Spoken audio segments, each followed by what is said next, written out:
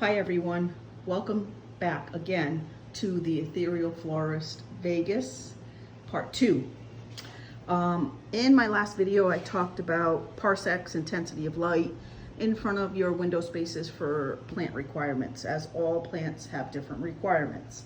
I also wanted to add ambient temperature in your home, ideal conditions for plants. Generally I would say between 70, 72, 70 is a little low, but for shade plants they'll like it. And then you do want things to bloom, so that temperature kind of push to signal to the plants that it's time to bloom. And they'll do that anyway because it's genetically ingrained in the plants, that they know with light intensity, certain times of year, that you're going to get those blooms. But to keep your plants healthy indoors, temperatures between 70, 74 are really good as a general rule of thumb for just a overall of all your plants and their plant health. So I'm going to meander around.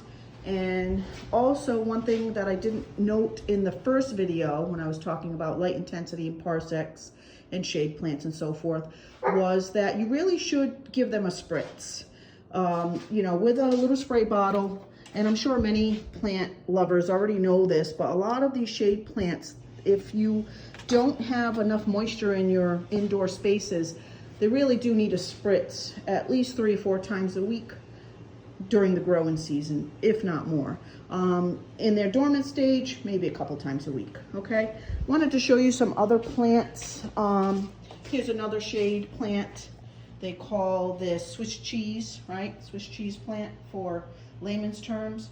But it does not like high intensity light.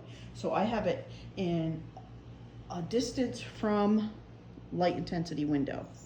Okay, so it's on the other side.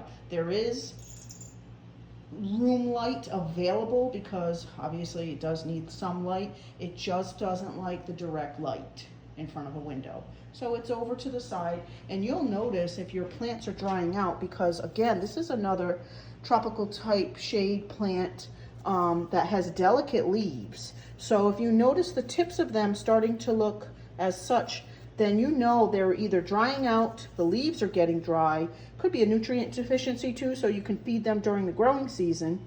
But also check, you have to look at your plants. You can't just buy a plant and have it sit there and expect it to do well without care. So, take a look at your plants once a week, and you'll notice changes in them. You'll get to know. So I noticed that this plant was looking a little dry because of the increased temperatures here. And the ambient temperature indoors is always trying to be at 72, 74 degrees Fahrenheit, but the air is dry. So I spritz this. I spritz it. You can even put it in the shower, as you can see online many people do, and really saturate it nicely. That'll last for a good week. Just to monitor your plants. That's what's going to help you. Just monitor them. This one was transplanted to peace lily. I've had for about 4 years. And multiple times a year I'll get blooms. So again, it likes the light, but not so intense as the parsec light measurements that I get there.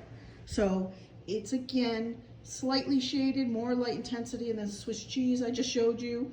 But this peace lily, it does well with shade and filtered light. So I don't even have my blinds open all the way because I don't want that light intensity in the afternoon.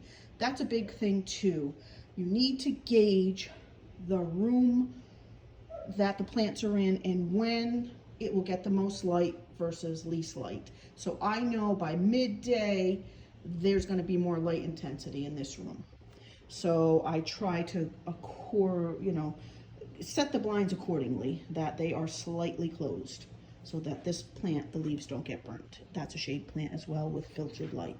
Okay, so enjoy your plants, find some great deals, and make it fun. Have fun with gardening.